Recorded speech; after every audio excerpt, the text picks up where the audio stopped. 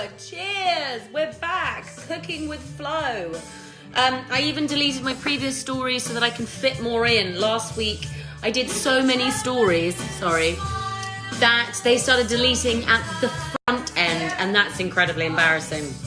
So here we go today. I really have nothing in the, well, I have things in the fridge, but today is the day that I use the cans that I bought a week ago. Yes, the cans that you have no idea what to use in, but you bought them because they'd last in your pantry for many, many years. Today I'm going to be using chickpeas in a can, tuna in a can. If you don't like tuna, I'm sorry, but I love it, so just don't watch this story.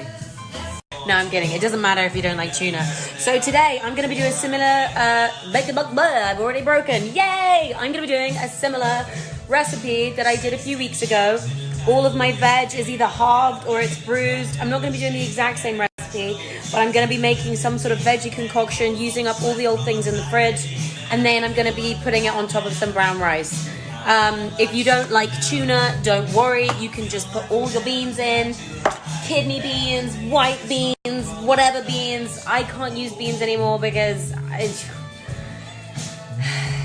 it makes too many people fart. So I've given up on other beans, but chickpeas go crazy. All right, I'm gonna start with chopping up my funny shaped onion. I have some very squidgy cherry tomatoes, too squidgy for a salad, I personally believe. So these are gonna go in with the onion in the pan. All the juice is gonna get going. It's gonna be super tasty. I'm gonna have a sip of my drink, and then we're gonna go. Woo! I just realized of a tip that I remember. I weep so hard when I chop my onions, but I remember watching, I can't remember what show it was, but I remember a chef used to put a spoon in their mouth. You don't have to do it, but it basically makes you breathe through your mouth instead of breathing through your nose. If you breathe through your nose, all of the acids in the air, I think this is correct, get all up in your capillaries, and that's what makes you cry. Whereas if you breathe through your mouth,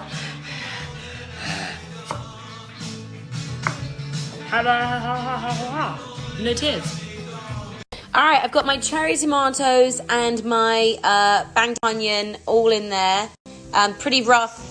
Doesn't really matter, it's gonna get all into the same sauce anyway. Now I'm gonna chop up my bruised pepper and maybe some carrots, and we'll see what happens. I'm literally doing this recipe just like you guys will. It will be stuff that's coming out of my cupboard. So if there's any flavors that you know you love, if there's any food that you know you like, then try and locate those flavors, and you can make your meal into something that you already love in a restaurant or already order from a takeout. Cooking is really actually that easy. You just figure out what it is that you like, and then you start cooking it. So any spices, any proteins, any veggies, bung them in. It's going to be tasty. Already that looks and smells amazing.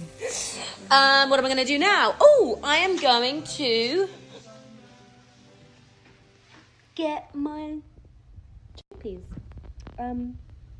Yeah.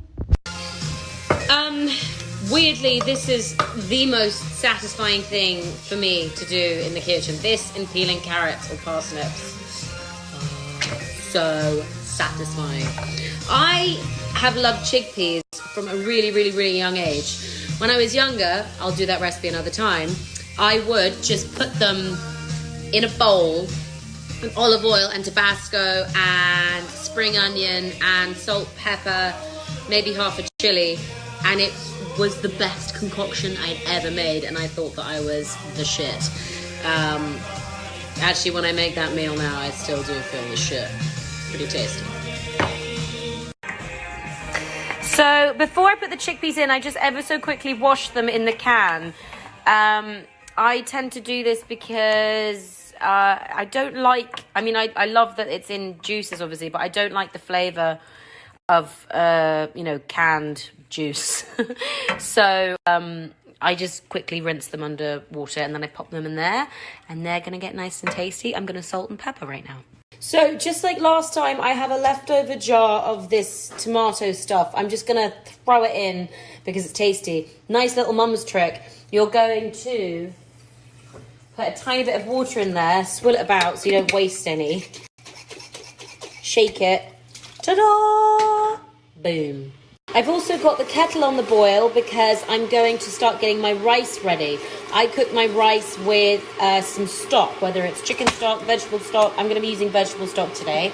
And I just use half a stock cube so it's not too salty. But I feel like it really gives it a nice bit of flavour to some rice. Yeah, you can use that one if you want to. I nearly forgot this. This is a homegrown elephant garlic. Now, I've been told that they can get and will get much, much bigger, but the seasons are changing and we need to start putting new things in the bed. So I'm going to start using our elephant garlic. I've washed it. I just need to take the bum off. And these guys go on and on and on and on and on. So even when you start chopping them, put it in a little box and then put it in your fridge and reuse it. But I will tell you one thing. They smell amazing.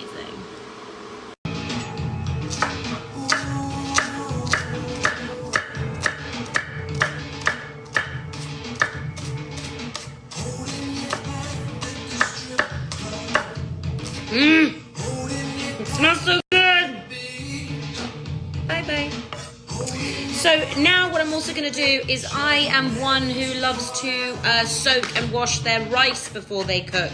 I never used to do this, and then a makeup artist that I was working with once, I was telling her about how I was doing my rice, and she was like, when do you wash it though? And I said, I don't wash it. And she goes, what? They're so dirty. So that's when I started washing them. Same thing. It's going to have dirt around it, so you may as well clean it. That's what I'm going to do now. So I'm going to turn you off because I need to do it now. Okay, I've already done this video 3 times because I've made a fuck up of my words. So, right here, I have rice soaking. I use a mixture of 2 or 3 brown rices. And then over here, we have my vegetable stock cube that's just going away. And when that's melted, I'll put the rice in. Over here, we have that goodness just cooking away. And it's nearly there. We just now need to let it cook for a bit. I'll see if there's anything else to do. Okay, this is wild albacore tuna lime pole caught. Make sure that your fish is caught like that. So I'm just going to pop that in here, or not. If you're not going to do that, come on, mate, get out. And then grab your spoon, stir it in, break it up.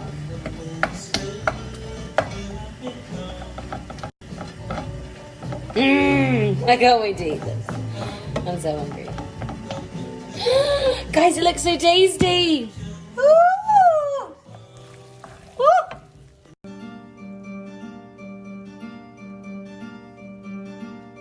This is a lovely song. Whilst I'm waiting for my rice to cook, I think you should all go listen to it.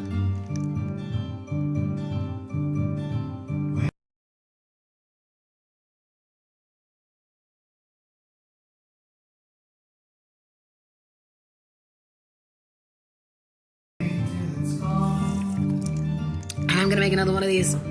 Oh no, I already did this video, but my phone went blank. I'm so sorry. So, I've just opened up my feta. I was gonna put parmesan on it, and then I decided against it because I love feta. So I've just plated myself up with a bit of rice and a bit of whatever that goodness is. And then we are just going to, like I did last time, sprinkle that all over there. And it's gonna be well tasty. That's good feta. If you're in America, get that stuff, it's good. So that is chickpea tuna, tomato, red pepper, onion goodness with some brown rice and topped with feta, and make your signature cocktail and eat it. Happy Monday, everyone. Get cooking.